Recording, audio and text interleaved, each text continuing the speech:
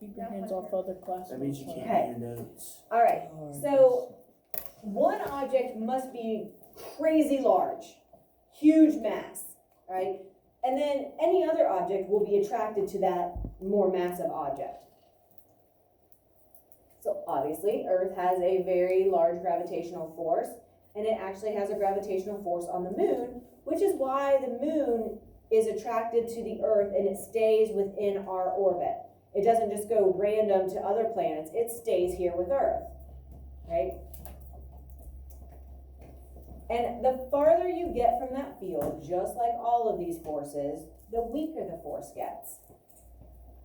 So if the moon would travel too far away from the Earth for some reason, it could get out of that fart funk and be out of the gravitational field of the Earth, and it would just float around. That's what happens to space shuttles when they launch, right? Once they breach Earth's gravitational force or field, then they're in outer space and they're just free floating, okay? Unless obviously they have, they're using thrusters to propel them, but they're not being held to Earth's gravity anymore.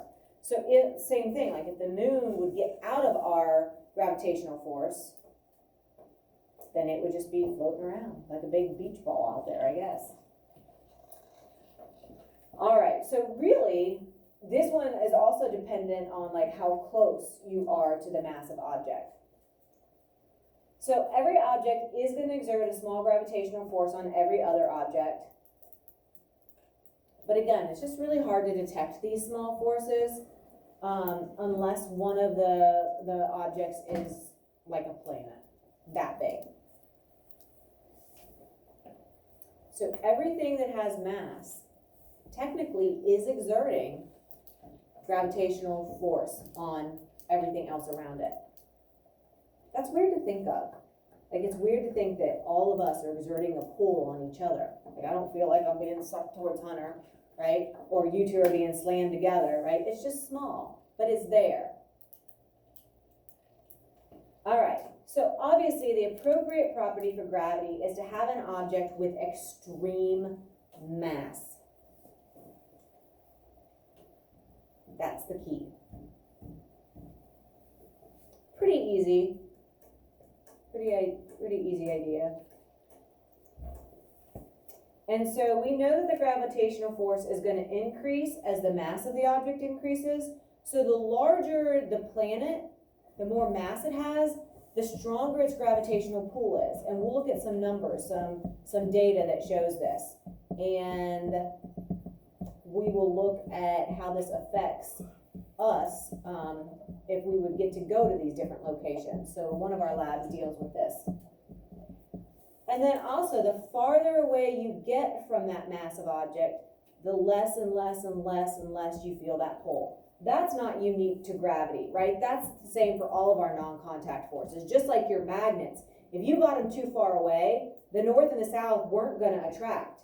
They were too far. But if you get them within that field, all of a sudden, zoom, they'd go together, right? Or maybe your kenna, and it's like attaching to your earring, right? So, but if it was too far away, it wasn't going to just all of a sudden go there. It had to be within that field. And we saw that with my magnet, right? If I'm too far away, it's not going to do anything. But if I'm close enough, it will be attracted to that magnetic field, right? So again, magnetism is the most visual of all of our non-contact forces, but all of them work that same way. It's that imaginary field, and if you're in it, then you're going to react the way we would predict. If you're out of it, then nothing's going to happen. You're too far away. Something that is also kind of important to consider is that the gravitational force pulls to the center of that massive object, which is why we're being pulled to the center of the Earth. I'm sorry.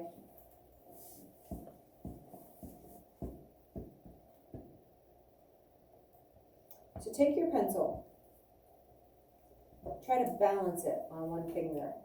Oh, man. Oh, Malin got it. Very first effort. Oh, Good. That way. Got it. Now, for some of you, it's like the dead center. On some of the other ones, though, that have like the clip, right? It's more toward, like, you know, it's shorter on the side that has more mass. So it's not necessarily the dead center, but it's called the center of gravity because that is the balancing point.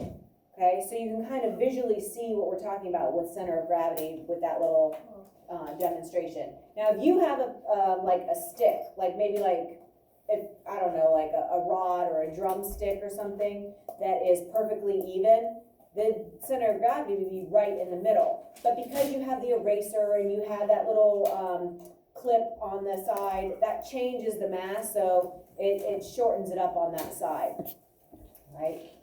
Let's go ahead and we'll stop there. That gave us a good start, at least. I just had it. You did?